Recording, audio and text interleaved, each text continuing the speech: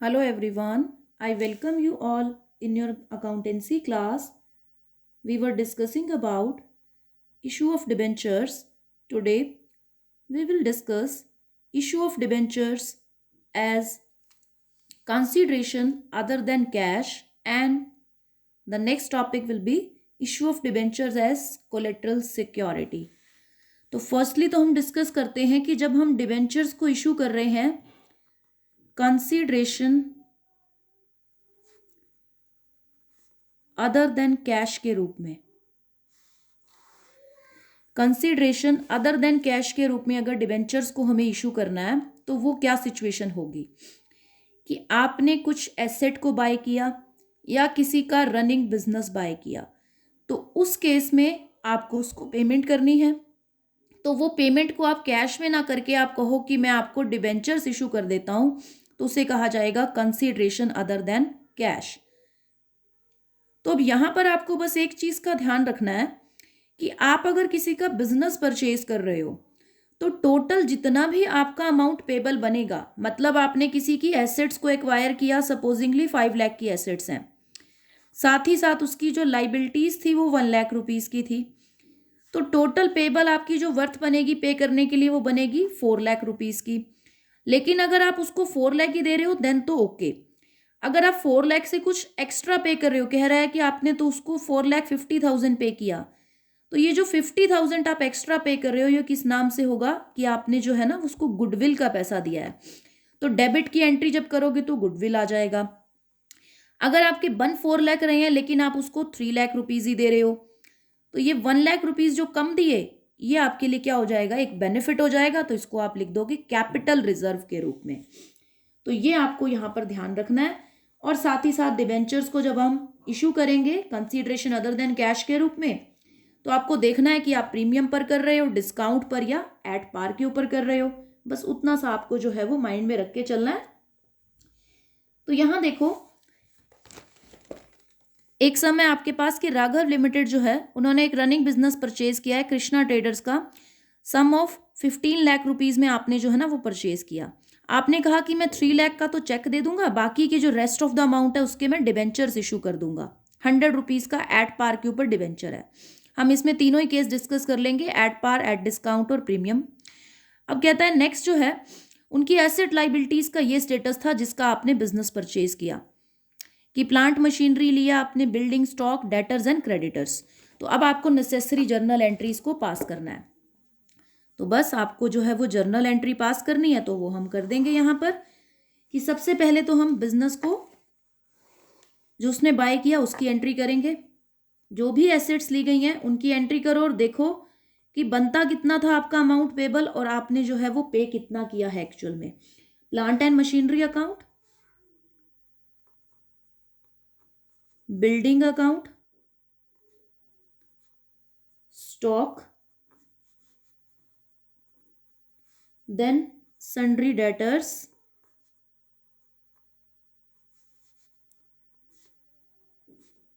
तो ये सब एसेट्स जो हैं वो आपने बाय की हैं।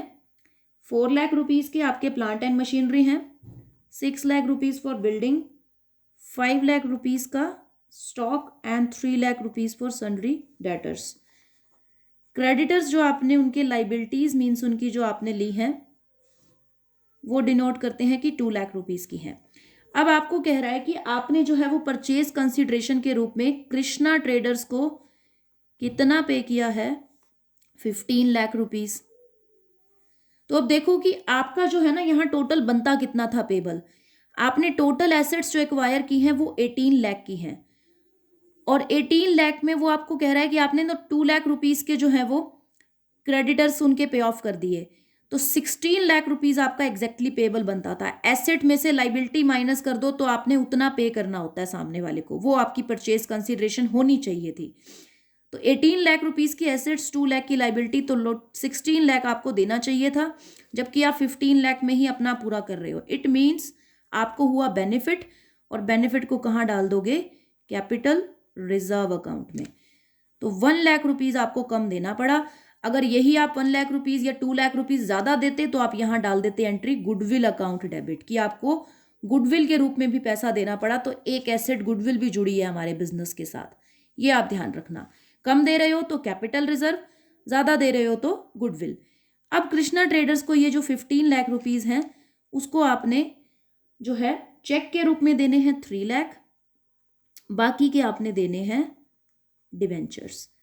तो Krishna traders account debit to bank और टू डिबेंचर्स। तो यहाँ आपने जो है वो 15 लाख रुपीज़ पे ऑफ करने हैं, 3 लाख का आपने चेक दिया बैंक से और 12 लाख रुपीज़ के आपने जो है वो दे दिए डिबेंचर्स। तो अब यहाँ देखो, ये तो हो गया कि हमने डिबेंचर जो है ना वो एट पार पे, यानी एक डिबेंचर को 100 का रखा, तो हमारा डिबेंचर अकाउंट में सीधा का सीधा 12 लाख चला गया।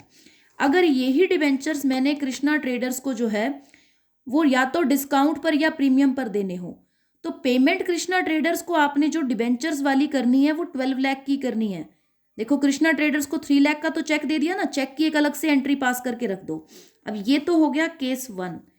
केस 2 में क्या है कि कृष्णा ट्रेडर्स को आप चेक देना है ना जो, उसकी तो एक अलग से एंट्री कर ही दो पास कि कृष्णा ट्रेडर को हम डेबिट कर रहे हैं टू बैंक, कि हम उसको जो है वो 3 लाख का तो हमने चेक दिया है। अब जो आपने बाकी के डिबेंचर्स देने हैं 12 लाख के, जो कि जैसे यहाँ भी दिए हैं, तो यहाँ आपने उसको चेक जो डिबेंचर्स हैं उसके थ्रू देना 12 लाख ही है। बस ये ध्यान रखो कि अगर डिस्काउंट के थ्रू दे रहे हो, डिस्काउंट पे डिबेंचर है तो डिस्काउंट अकाउंट खुलेगा, प्रीमियम पर दे रहे हो तो प्रीमियम अकाउंट। फिलहाल हम देते हैं डिस्काउंट पर। हम 100 वाला डिबेंचर जो है ना वो 80 में दे रहे हैं। अब यहाँ डिबेंचर एट पार नहीं, एट डिस्काउंट है, तो कैसे दोगे? कृष्णा ट्रेडर्स कहेगा भी आप मेरे को चाहे डिस्काउंट पे दो या कैसे भी दो, मैंने आपसे 12 लाख लेना है तो मैं तो वो लूंगा। तो आपने कहा ओके, हम आपको 12 लाख रुपीज़ कैसे दे देंगे?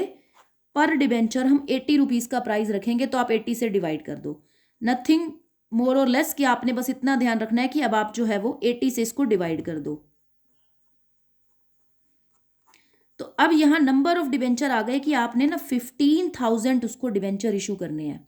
ओके, 15,000 डिबेंचर इशू करने हैं। एक डिबेंचर का प्राइस वैसे डिस्काउंट के हिसाब से देखो तो 80 है, और अगर आप 100 रुपीज़ के हिसाब से फेस वैल्यू देखो, क्योंकि डिबेंचर अकाउंट तो अपने में फेस वैल्यू लेगा ना, तो डिबेंचर अकाउंट के हिसाब से 15,000 डिबेंचर और फेस वैल्यू 100 है, दे हम 80 में रहे हैं, तो डिबेंचर अकाउंट में जाएंगे 15 लाख।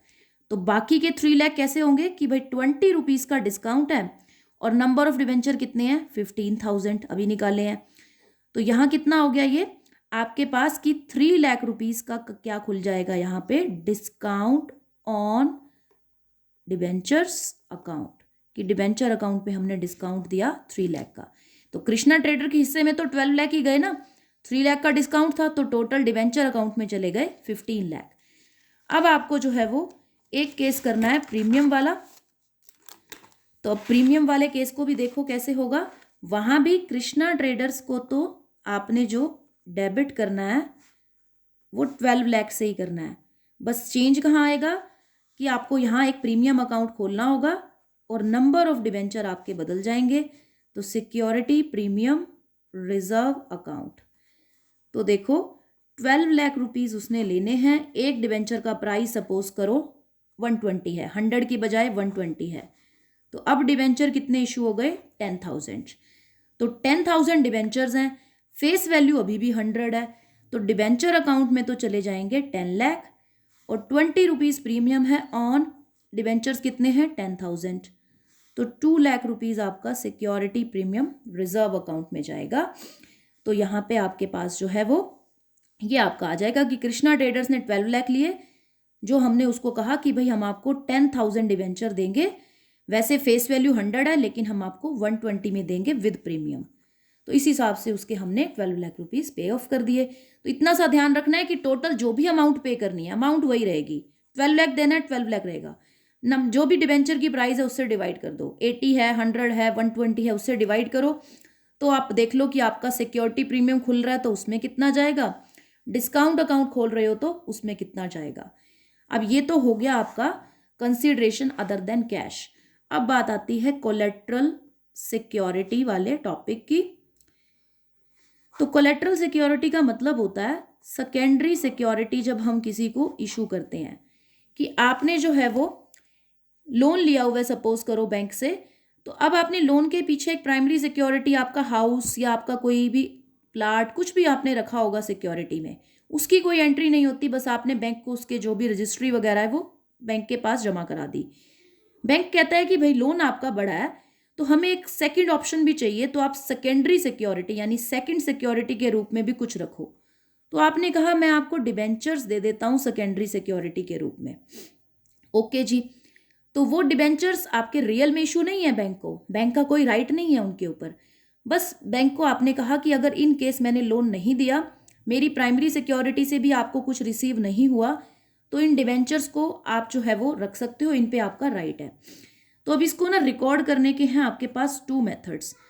मेथड 1 क्या कहता है आपको कि आपने ये मानना है कि आपने डिबेंचर जो है वो इशू किए हैं।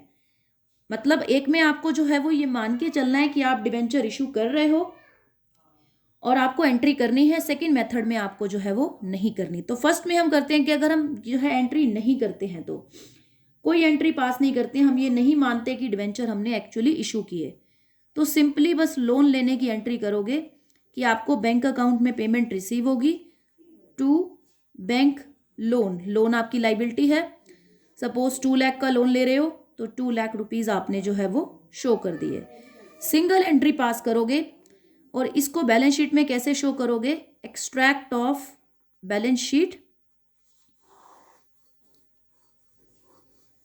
तो ये आपका बैलेंस शीट आपके पास जो ऑलरेडी प्रीवियस ईयर का सपोज कोई भी डाटा गिवन है हमारे पास, तो उसको भी हमने शो करना है। तो यहां हम जो है वो ये देख लेते हैं, ये एग्जाम्पल है हमारे पास।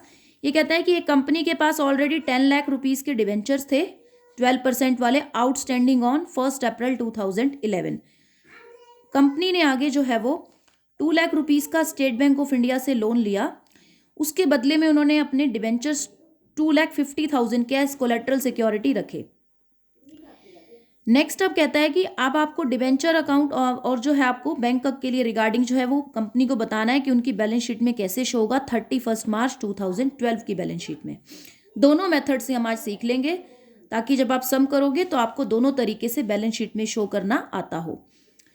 तो यस, अब फर्स्ट तरीके में हमने कहा कि हम नहीं मानेंगे कि हमने डिबेंचर्स को एक्चुअली में इशू किया। एंट्री डाल दोगे जर्नल, नरेशन में तो हमेशा लिखना है, चाहे मानो या ना मानो, आपने नरेशन में तो हमेशा ही राइट करना है कि आपने बैंक लोन लिया है on collateral security of 2.5 lakh rupees के डिवेंचर्स में। नरेशन में तो लिख ही देना है। अब बैलेंस शीट की बात आती है। 2011 की बैलेंस शीट में आपके पास ऑलरेडी डिवेंचर्स 10 लाख के हैं। 2012 का जो हमारा करंट ईयर है उसमें आपने जो है अपना क्या दिखाना है, हेड दिखाना है। इक्विटी एंड लाइबिलिटीज का हेड है आपका, और नॉन करंट लाइबिलिटीज हमें शो करनी है। तो उसमें आपका सब हेड हो जाएगा लॉन्ग टर्म बोरोइंग्स। तो अब लॉन्ग टर्म बोरोइंग्स में देखो 10 लाख के तो ऑलरेडी चल रहे हैं डिबेंचर, 2 लाख का हमने लोन ले लिया और जो डिबेंचर्स इशू किए हैं 2,50,000 के, वो हमने मानना ही नहीं है कि हमने इशू किए हैं। तो हमने बस क्या किया, पिछले डिबेंचर्स और जो नया लोन लिया उसको जोड़ के कह दिया कि अब हमारे पास जो है वो 12 लाख रुपीस का हमारा जो है वो इस ईयर की लॉन्ग टर्म बोरोइंग्स है। इसी चीज को जब आपने नोट्स टू अकाउंट में दिखाना है तो नोट्स टू अकाउंट में जो है आप इसको बस क्लियरली शो कर दो कि मेरे पास जो है वो 12% वाले जो डिबेंचर्स हैं वो कितने हैं, 10 लाख रुपीस के, और बैंक लोन जो हमने लिया है वो हमारा कोलेट्रल सिक्योरिटी पर है, नरेशन लिख दोगे 2 लाख का। तो टोटल हमने इसीलिए बैलेंस शीट में जो है वो 12 लाख दिखाया। ये तो था मेथड 1। मेथड 2 कहता है कि बैंक के लोन लेने के साथ साथ आप ये भी शो करोगे कि आपने जो है डिबेंचर्स को जो है वो इशू किया। तो यहां लोन लेने की एंट्री तो आपने करी दी।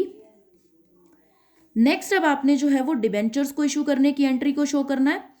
तो डिबेंचर्स यहां ना एक्चुअल में बैंक का कोई राइट नहीं है इन पर, तो इसीलिए हम क्या डालेंगे, डिबेंचर सस्पेंस अकाउंट। सस्पेंस इसलिए क्योंकि बैंक के अभी राइट्स नहीं है होल्डर के कोई, टू डिबेंचर अकाउंट, टू 12% या जो भी परसेंटेज दिया हुआ है टू 12% डिबेंचर अकाउंट, और यहाँ हमने 2,50,000 के डिबेंचर दिए तो उसकी हमने जर्नल एंट्री कर दी। ये सेकेंड मेथड है कि जहाँ हमें मानना होता है कि हमने डिबेंचर तो बैंक को इशू किए हैं। अब इसको बैलेंस शीट में देखते हैं कि कैसे शो करना है।